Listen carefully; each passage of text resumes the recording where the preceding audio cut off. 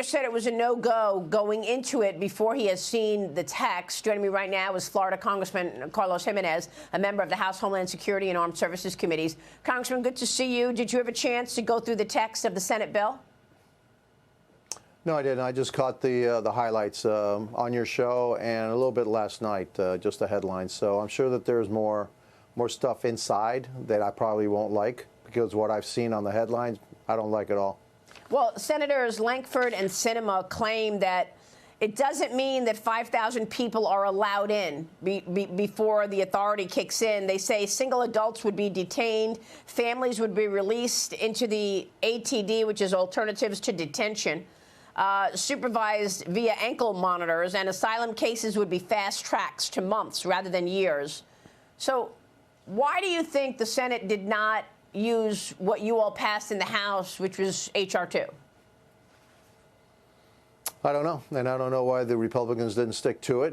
They should have. Look, at the end of the day, this is really the president's deal, and the president can resolve this crisis with a stroke of a pen, snapped his fingers, and he can do it because he created it with a stroke of the pen. He could undo it with a stroke of the pen.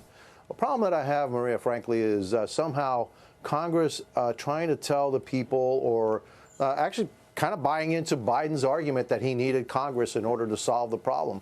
And if we pass this deal, it'll say, yeah, look, we needed Congress to help the president solve this problem. That's false. That's an absolute lie. And so I don't want to be part of a lie. Look, the president can solve the problem tomorrow if he wanted to, today if he wanted to. He doesn't want to. Second thing, Maria, even if it passes, all right, do you really trust this president to really abide by the deal? I have no faith in what Joe Biden says. And so he did it on purpose. So he's going to find all the loopholes that will allow him to continue to do exactly what he's doing today. So is it fair to say you're a no vote on this? Oh, I'm undecided. No, I'm a no. No, I'm a no on that part. Look, I would hope that they could break away the aid to Ukraine and Israel and have us vote on it separately. And then really put the blame on the border where it belongs, is with Joe Biden. Yeah. And like I said, we don't need this deal in order to secure the border. The president of the United States can do it today by himself. He doesn't need us to help him. Well, here's the Speaker of the House with his expectations of what the text would say before he actually saw the text. Watch this.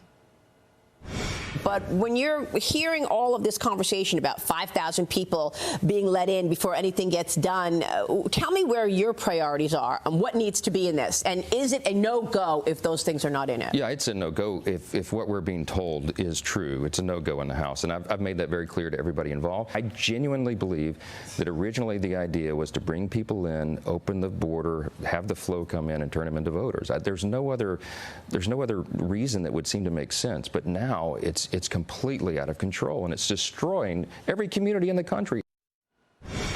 And Congressman, I mean, what's also unnerving is the fact that Chinese migrants are becoming the fastest growing group to illegally enter the country. Some saying that they're getting help from TikTok.